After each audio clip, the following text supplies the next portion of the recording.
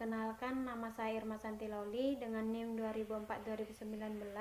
Saya dari Prodi Ilmu Administrasi Negara Universitas Negeri Padang. Baiklah, pada kesempatan kali ini saya akan menjelaskan dan menjabarkan apa yang saya ketahui tentang trias politika. Pembagian struktur kekuasaan di Indonesia ada 3, yaitu yang pertama eksekutif, terdiri dari presiden, gubernur, wali kota, bupati, dan kepala daerah. Yang kedua yaitu legislatif, terdiri dari MPR, DPR, DPD, dan DPRD. Yang ketiga yaitu yudikatif, terdiri dari Mahkamah Agung, Mahkamah Konstitusi, Komisi Yudisial, dan di bawah Mahkamah Agung terdapat pengadilan. Pengertian dari 3 fungsi pemerintahan, yang pertama eksekutif, merupakan kepala negara, pemerintah, pegawai pemerintah, birokrasi yang bertugas menerapkan atau melaksanakan undang-undang dan menjadi simbol kepemimpinan dalam suatu sistem politik. Yang kedua, badan legislatif.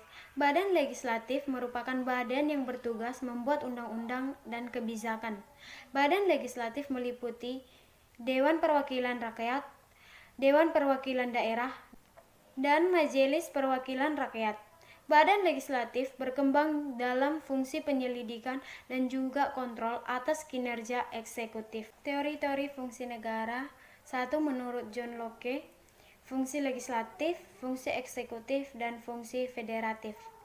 Menurut Montesquieu, fungsi legislatif, fungsi eksekutif, dan fungsi yudikatif. Ada 3 jenis kekuasaan menurut Montesquieu. Yang pertama, kekuasaan yang bersifat mengatur dan menentukan peraturan diserahkan kepada orang legislatif. Kedua, kekuasaan yang bersifat melaksanakan peraturan diserahkan kepada orang eksekutif. Ketiga, kekuasaan yang bersifat mengawasi pelaksanaan peraturan diserahkan kepada orang yudikatif. Montesquieu paling dikenal dengan ajaran trias politika atau pemisahan kekuasaan negara menjadi 3, yaitu eksekutif, pelaksana undang-undang, legislatif, pembuat undang-undang, dan yudikatif atau kehakiman, pengawas pelaksanaan undang-undang. Di dalam trias politika ada perbedaan penafsiran teori. Ada beberapa negara yang memiliki perbedaan penafsiran teori. Yang pertama di Amerika Serikat. Pemisahan kekuasaan yang tegas dan juga pemisahan organ-organnya disebut sistem pemerintahan presidensial. Di Eropa Barat, sistem pemerintahan parlementer. Organ yang satu dengan lainnya terdapat hubungan timbal balik. Di Swiss, sistem pemerintahan referendum.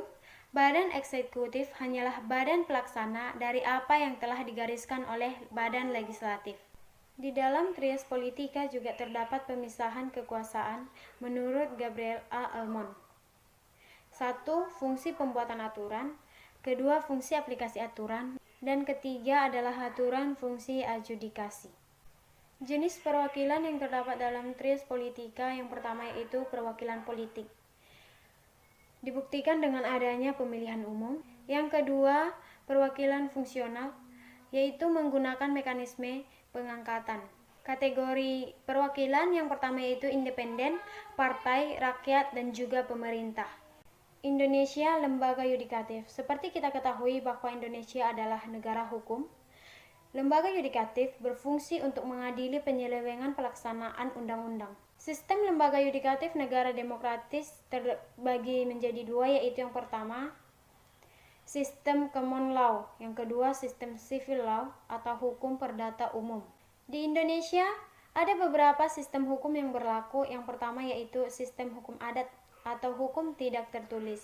Yang kedua yaitu sistem hukum Eropa Barat yang dipengaruhi oleh hukum Romawi. Lembaga yudikatif dalam era reformasi Indonesia ada 3, yaitu Mahkamah Agung, Mahkamah Konstitusi, dan Komisi Yudisial. Demikianlah yang bisa saya sampaikan dan yang saya ketahui tentang trias politika ini. Saya sadari sangat banyak kesalahan dalam penyampaian. Saya mohon maaf dan saya sangat membutuhkan saran yang membangun. Sekian dan terima kasih, semoga bisa bermanfaat.